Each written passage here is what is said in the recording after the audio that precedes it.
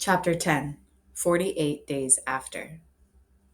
The phone calls to my dad's coworkers went mostly like this: dial, ring, go. Mr. Crawford, this is Callie Pace, Aaron Pace's daughter. I think you worked with my dad before he disappeared. I'd close my eyes and try to think of anything but what the words meant: missing, lost, misplaced, omitted. A pause on the end of the line, a deep breath or sigh. Sure was sorry to hear about your father, they'd say, which struck me as premature, as if whatever it was that had happened was irreparable and complete, part of the past. And I hadn't given in to that. I believed he was out there somewhere, alive and fighting to get home. I refused to consider the possibility that he might be dead. Just considering it, even slightly, would have felt like giving up, like I had abandoned him. But then they'd typically follow with, I'm happy to help, but I insert polite but vague explanation as to why they don't have any information regarding my father. For example, I didn't work directly with him as much, and I wasn't around the day he disappeared. Or I wasn't assigned to any of his projects, and, if truth be told, I didn't really know him all that well. We've been thinking about you and your mom, though, his friends here at the office. We sure feel bad about what happened. End call. Repeat, dial, ring, go. End call. Repeat, and on and on and on. On Sunday, my mom and I headed to Books Inc. for the author event with the woman who is part of the Little Rock Nine. I'd learned about the group of students back when we studied the civil rights movement in history class years earlier, but something about seeing the author, one of the actual people who was chosen to integrate the high school, made it seem like the incident hadn't happened all that long ago. The book event was being held in the back of the store by the children's section, and my mom and I got there with enough time to grab hot chocolates from the cafe next door and to stake a claim on seats toward the front. More people than usual, Mom said, once we settled into the chairs. I'd snagged a book from the table where the author would sit and sign copies after the reading and discussion. Tell me something, Mom said. Anything. Talk to me about work, about Beckett, about what kind of trouble you two have been getting into. She cocked her head with an I know you look. Tell me something interesting. In front of us, the author and a high school age boy who worked at the store emerged from a set of doors at the back and moved behind a tall table, which had been set up for the woman to use as a podium. She was gray haired and wore a plain blue dress, and when I did the math, I figured she must be 64 years old or so. I looked at the black and white photo on the cover, a 15-year-old version of her clutching books to her chest, as she and a young boy stood on the steps of the school in front of a set of armed guards. She was there in the store, but there on the page too. It was like bringing the past and the present into one place. The high school aged hero and the woman who survived to write the story. The woman was shaking hands, adjusting her glasses. Next to me, my mother said, Come on, Callie, as she put her hand on the book, nudging it aside. Tell me what's going on with the band, maybe? So I did. I told her about the call from Maddie, the gig at Isaac Thompson's house, and the actually getting paid and all the practicing we'd need to do before the party. I hope that's okay, I said. She nodded and said that as long as I kept training for track and didn't bail on my responsibilities for Lori, it was fine. It's a big deal, right? She asked. Your first performance? Gig, I said. Our first gig. Exactly, and that's a big deal. I'm impressed, Callie. The boys started talking then, welcoming us, thanking the author and whatnot. Then the writer took over. She talked about Brown versus Board of Education and how 49 years ago wasn't really that long at all. She told us about the telephoned threats and the rogue police, the mobs and firebombs, and eventually, her indestructible faith. She read a bit from the book, stopping here and there to fill in the story with a memory or anecdote about one of the other nine. We were transformed into warriors, she said, her gaze seeming far away. We should have been planning Sweet 16 parties instead. A sigh. Behind me, someone shifted in their seat, and at the front of the store, a telephone rang. It's funny, the way you don't always get to pick what you become. Reluctant warriors, she said. That's what the press called us. Reluctant, but set on an unwavering battlefield, a political firestorm. We rose to the occasion, she told us. We found tenacity and courage when we needed it. We changed into the people we needed to be. I believe everyone does eventually. I figured that's why my dad liked studying history and finding old relics at his work sites, to be reminded that often remarkable things happen to normal everyday people, events after which nothing would be the same and those people would be forever transformed. Look how much the world has changed since then, the author said as she gestured to the cover of her book. Afterward, my mom bought me a copy of the memoir, and I stood in line to have it signed with the rest of the crowd. I was thinking of the author, of course, but I was mostly thinking of the 1906 earthquake photo and of my father, always of my father, too. We'd picked Wednesday as our homeless shelter day, which turned out to be almost as terrible as the phone calls, except for the fact that by the end of it, we felt pretty grateful for all the things we had, like a home and food on the table every day. Speak softly and carry a big stick, Beckett said when we were off the bus and hoofing it to the Haven, our first shelter of the afternoon. Theodore Roosevelt. Bet that was the speech about the Monroe Doctrine, I said, remembering a U.S. history lecture from sophomore year. Your guess is as good as mine, Beckett said as we followed Maddie and Rabbit, turning the corner on 8th Street. Out front, 3 large men and 2 women sat on the steps smoking. They clutched cigarettes and white styrofoam cups, and one woman whistled the Oscar Mayer Wiener tune as we walked past. I'd spent a few weekends at a local soup kitchen as part of a community service project through school, but I'd never just shown up at a shelter when there wasn't an organized event with grown-ups telling us what to do. It wasn't that it felt unsafe, but something about seeing all these people with nowhere else to go made me nervous. We planned to visit 9 locations after we'd weeded out the ones that only took women, families, or teens, and we averaged 20 to 30 minutes at each place, depending on whether or not it was mealtime. But even though most of the folks were nice enough, it was clear that no one cared much to talk to a bunch of kids. At the Haven, a 24-hour facility that gave out meals to the homeless, they told us guests at the center had to be registered through the city. They mostly fed seniors with chronic medical conditions. And it kind of went like that at every place we visited.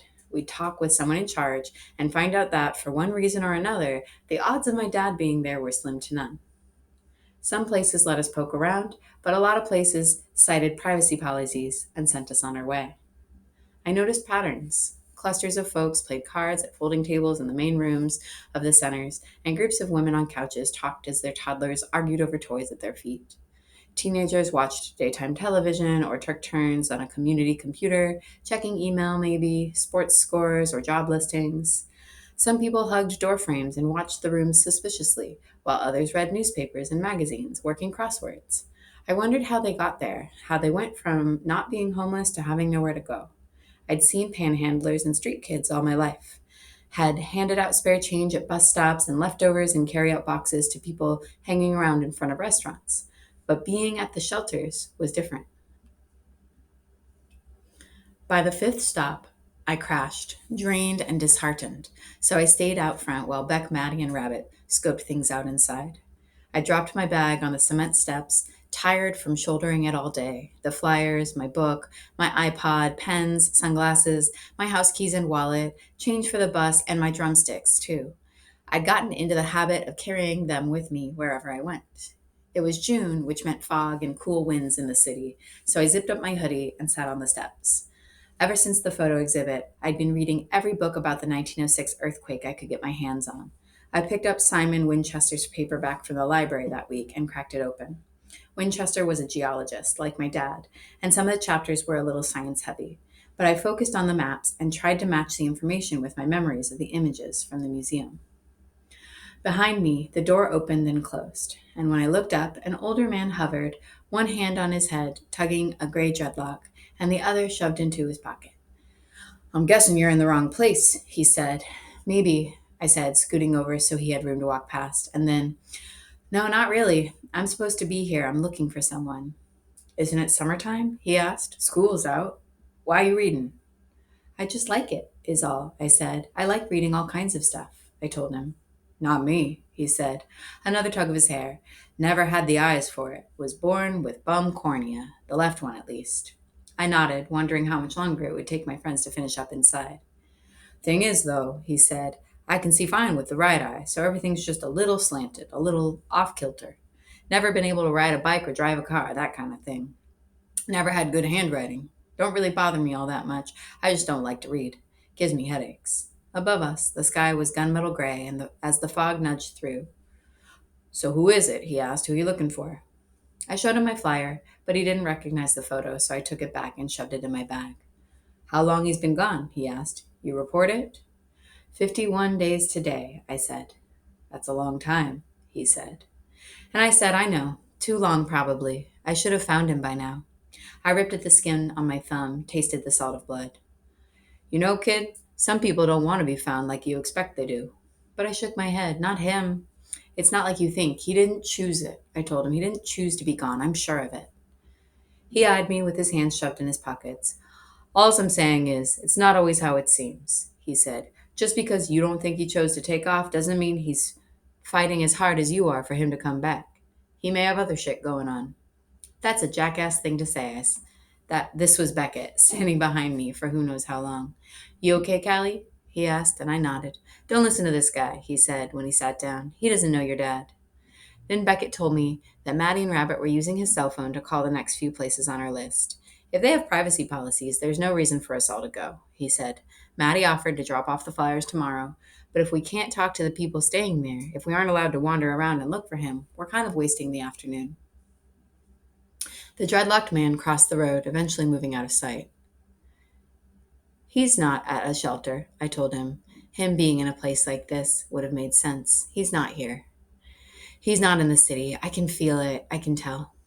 I gazed above the buildings on the other side of the street where the sun tugged relentlessly at the gray edges of the clouds. Callie, I don't want to talk about it, I told him. Talk about you instead, I said. So he did.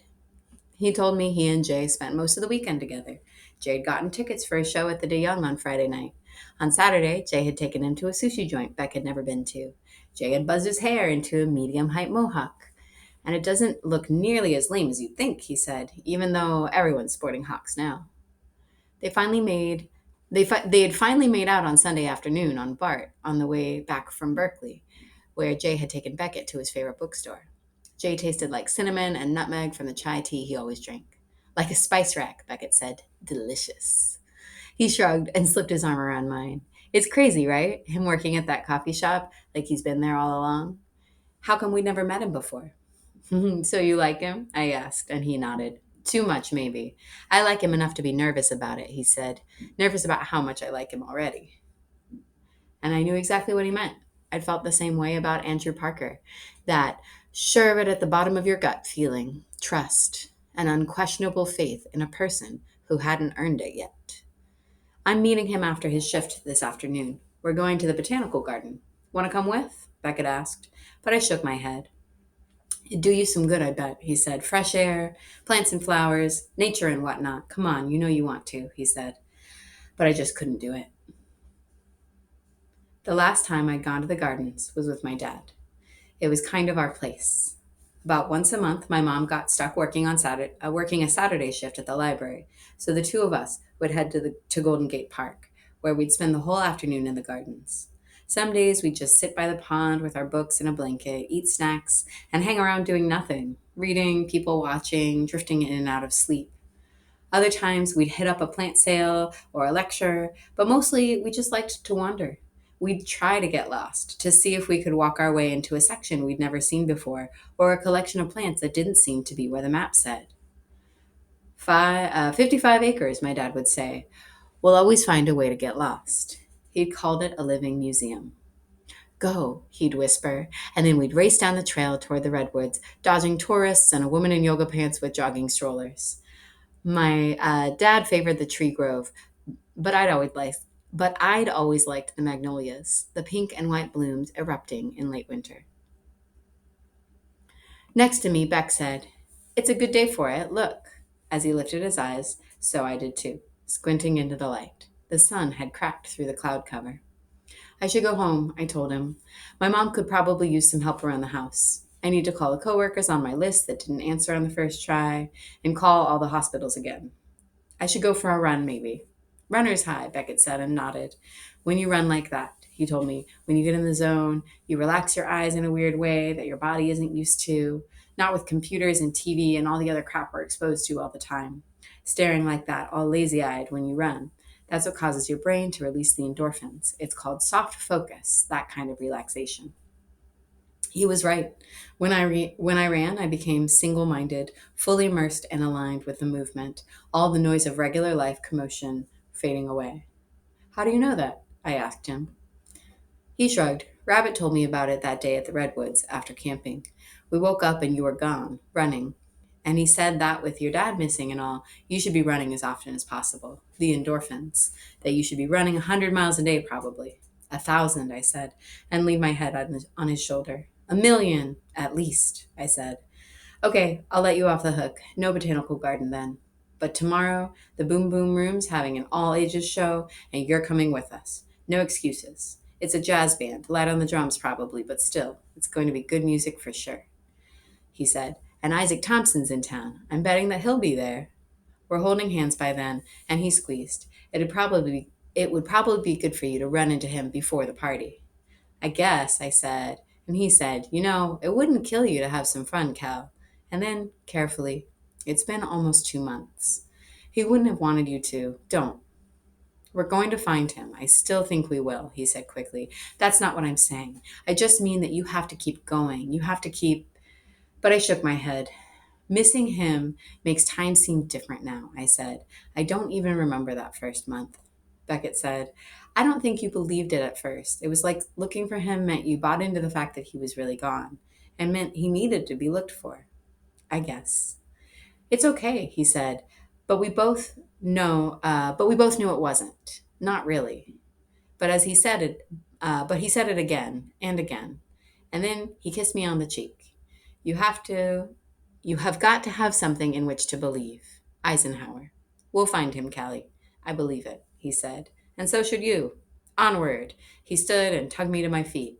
Let's check back inside. Come on. No sense slinking around out here. It stinks of booze and piss anyway. He cracked those dimples and picked my bag up. We'll get out of here and grab some food, he said. It'll give me more time to convince you to come to the show tomorrow. After we ate, I took the bus back to my neighborhood, my eyes constantly scanning the city like a searchlight, longing to find him there on the streets, to find him anywhere. I wondered if I'd be able. I'd wondered if I wondered if I'd always be like that, seeking the world for him endlessly, back and forth, back and forth. I wanted to stop at the small hardware store at the top of the hill on California Street and pulled out a list I'd printed off the LA Times website the night before. Preparing your earthquake survival kit. I'd highlighted the items I knew we had at home in one color and the items I needed to buy in another. And then I'd taken 2 20s from the savings I kept stashed in my socks drawer. I didn't mind spending my own money on it, figured it was worth it to be prepared.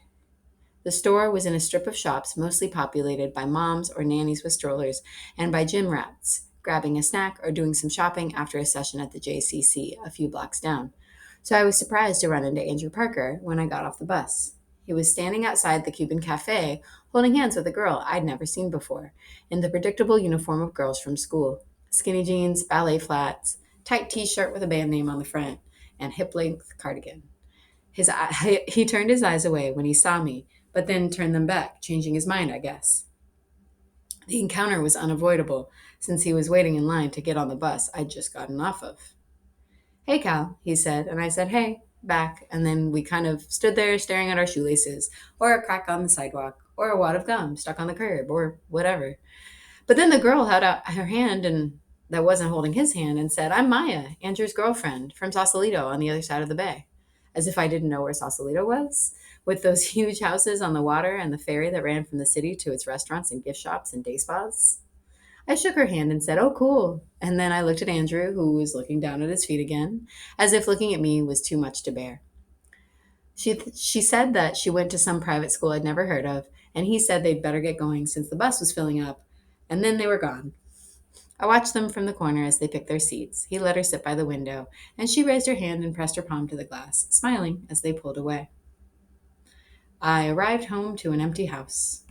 I'd bought candles, Plastic eating utensils, matches, 2 coils of rope, a manual can opener, a compass, and one of those little portable radios. Remembering what I'd read, experts recommend being prepared to be self-sufficient for up to 7 days.